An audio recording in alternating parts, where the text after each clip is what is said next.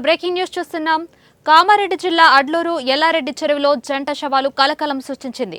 మృతి చెందిన వారిలో మహిళా కానిస్టేబుల్ ఉండటం, అదే ప్రాంతంలో ఎస్ఐ కారు నిలిపి ఉంచడం, ఆయన ఫోన్ స్విచ్ ఆఫ్ కావడం మరింత సంచలనంగా మారింది. ఈ ఘటనపై పలు అనుమానాలు వ్యక్తమవుతూ ఉన్నాయి. కామారెడ్డి జిల్లాలోని బిక్కనూరు పిఎస్లో ఎస్ఐగా పనిచేస్తున్న సాయి కుమార్ బుధవారం రాత్రి నుంచి కనిపించకుండా పోయారు. తెల్లవార్లు గాలింపు జరిపిన తర్వాత ఉదయం ఎస్ఐ సాయి కుమార్ మృతదేహం లభించింది.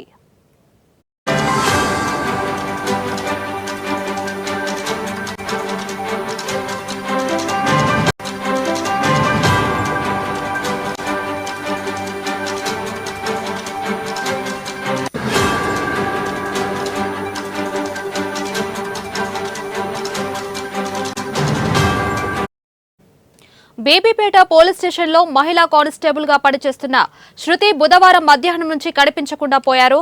బుధవారం డ్యూటీ ముగిసిన తర్వాత రాత్రి అయినా శృతి ఇంటికి రాకపోవడంతో ఆమె తల్లి తాడ్వాయిలో కానిస్టేబుల్ గా పనిచేస్తున్న శృతి స్నేహితురాలకి ఫోన్ చేశారు. తన కుమార్తె ఇంకా ఇంటికి రాలేదని, ఫోన్ చేస్తే స్విచ్ ఆఫ్ వస్తుందని చెప్పారు. కొద్దిసేపటి తర్వాత శృతి స్నేహితురాలు పోలీస్ స్టేషన్ కు సమాచారం ఇవ్వాలని సూచించారు.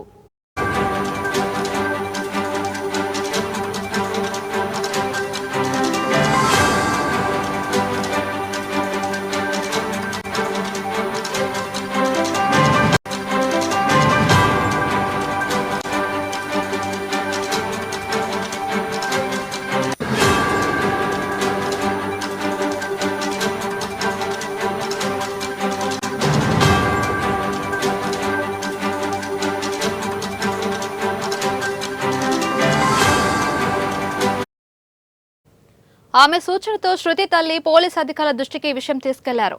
అప్రమత్తమైన పోలీసులు శృతి ఫోన్ లొకేషన్ ట్రేస్ చేశారు. 44వ జాతీయ రహదారి వెంబడి ఉన్న అడ్లూరు ఎల్లారెడ్డి పెద్ద చెరువు వద్ద 4 సిగ్నల్స్ ఉన్నట్లు గుర్తించారు.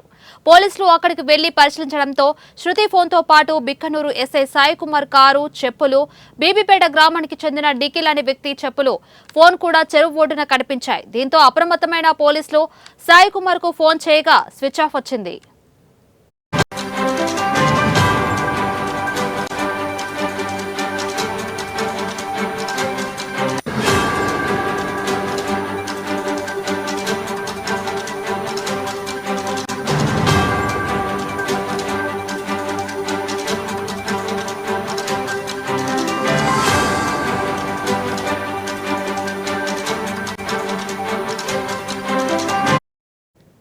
బీబీపేట గ్రామానికి చెందిన శృతి, నిఖిల్ అదృశ్యం కావడం, ఎస్ఐ సాయి కుమార్ కారు అక్కడే ఉండటం పలు అనుమానాలకు దారితీసింది.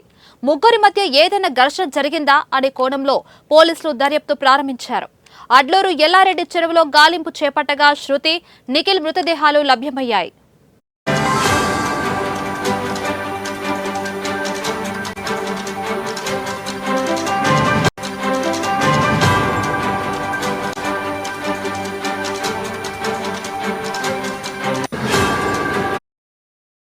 కానిస్టేబుల్ శృతితో ఎస్ఐ సాయి కుమార్ కు గతంలో పరిచయం ఉంది. సాయి కుమార్ 2 ఏళ్ల క్రితం బీబీపేట ఎస్ఐగా పనిచేశారు. ఆ సమయంలో శృతి అక్కడే పనిచేశారు. ఆమెకు అప్పటికే వివాహమైన భర్తతో విడాకులు తీసుకున్నారు. ఆ సమయంలో సాయి కుమార్, శృతి మధ్య సాన్నిహిత్యం ఏర్పడిందనే అనుమానాలున్నాయి. వీరిద్దరి మధ్య బీబీపేట సింగిల్ విండో సొసైటీలో ఆపరేటర్ గా పనిచేస్తున్న నిఖిల్ మధ్యవర్తిగా వివరించినట్లు గ్రామస్తులు పోలీసులకు సమాచారం ఇచ్చారు. ఆ తర్వాత సాయి కుమార్ బిక్కనూరుకు బదిలీ కావడంతో శృతితో దూరం పెరిగిందని, ఇటీవల తనను పెళ్లి చేసుకోవాలని ఆమె ఒత్తిడి చేయడంతో వీరి మధ్య విభేదాలు తలెత్తినట్టు తెలిసింది. ఈ క్రమంలోనే ఆత్మహత్యలు జరిగి ఉంటాయని ప్రచారం జరుగుతుంది. ఎస్ఐను బెదిరించే క్రమంలో చెరువులో దూకడం, ఆమెను రక్షించే క్రమంలో మిగిలిన వాళ్లు ప్రాణాలు కోల్పోయి ఉండవచ్చని దర్యాప్తులో అన్ని విషయాలు తెలుస్తున్నాయని పోలీసులు చెబుతున్నారు. గురువారం ఉదయం చెరువులో బిక్కనూరు ఎస్ఐ సాయి కుమార్ మృతదేహాన్ని రెస్క్యూ బృందాలు వెలికితీశాయి.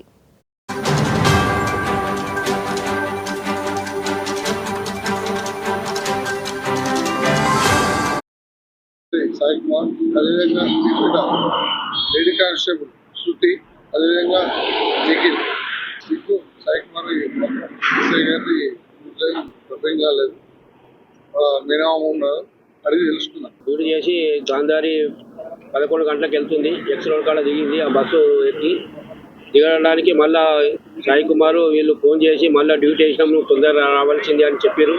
మళ్ళీ వాళ్ళ తమ్ముడికి ఫోన్ చేసి నాకు వద్దామనుకున్న తమ్మి, నేను ఇంత వద్దాం అనుకున్నా మళ్ళీ నాకు డ్యూటీ వేసి తమ్మినని కళ్ళ నీళ్ళు తీసుకొని నడిచి మళ్ళీ ఇటు వచ్చింది. వచ్చేసరికి సాయి కుమారు ఇంకో కరుకు ఇద్దరు కలిసి మన చుట్టూ టేకులాల చెరువు కట్టకు తీసుకొచ్చారు. అక్కడ ఏం జరిగింది అనేది అంతు దొరుకుతలేదు సార్.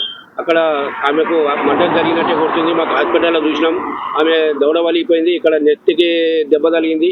హనుమాన కొనాలి ఉన్నాడు, సాయి కుమార్ అనేది మరి పరాలో ఉన్నాడా, మరి శివమై ఉన్నాడా, అందులో చిన్న జాలింపు చర్యలు నడుస్తున్నాయి సార్. మరి ఇప్పటిదాకా దొరకలేదు. వాళ్ళు ఇద్దరైతే రాత్రే దొరికారు.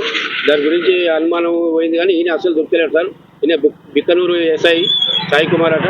ఆయననే డ్యూటీ చేసినామంటే ఆమె చేసేది బీపేటగా, మరి ఆయన ఎట్లా వచ్చింది అనేది మాకు అర్థమైతే లేదు సార్. దీని గురించి మీరు ఆలోచించాలి. ఎస్పీ మేడం గారికి మేము ధన్యవాదాలు చేస్తున్నాం. లేడీస్ కానిస్టేబుల్ ఎప్పుడైనా మీరు కాపాడాలా. సుమారుగా సాయంత్రం 4 గంటల సమయంలో బయలుదేరితే 5:30 దాకా ఎక్కడికి వచ్చింది. అక్కడ నుంచి ఇక్కడ తీసుకొచ్చిరని మాకు అనుమానం ఉన్నది సార్. కనీసం మా మొబైల్ ఇస్తేనన్నా మేము ఆ మొబైల్ అలా డాటా తీసాలన్నా ఏం జరిగింది అనేది అర్థమవుతుండే. మొబైల్ కూడా పోలీస్ స్టేషన్లో ఉన్నాయి. మాకు వాళ్ళది కూడా ఏమి రెగ్యులర్స్ దొరకలేదు. మరి బాడీ ఉన్నదా, ఈయన ఉన్నదా, మరి ఆయన కారు ఇక్కడ ఉండే, సామాన్యం అయితే కారు ఇక్కడనే ఉంటుండే. మొత్తం ఆయన దగ్గర తీసుకపోతుంది. కారు అయితే ఎటు పోయిందో తెలియదు సార్. పోలీస్ స్టేషన్ ఉందా, ఎటు పోయిందో తెలియదు. అది మాకు అర్థమైతే లేదు సార్. ఇది ఇప్పుడు 4 సెల్ ఫోన్లు దొరికాయి.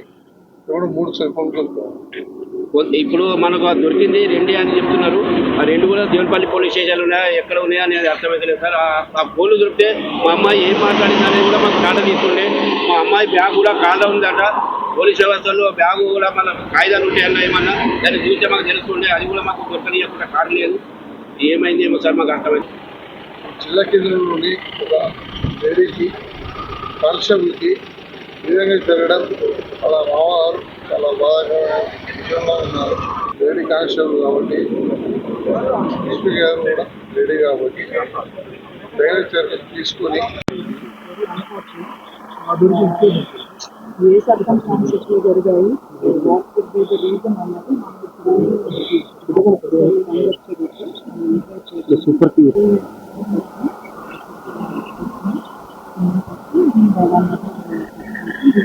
ఎస్ఐ సాయి కుమార్ అదేవిధంగా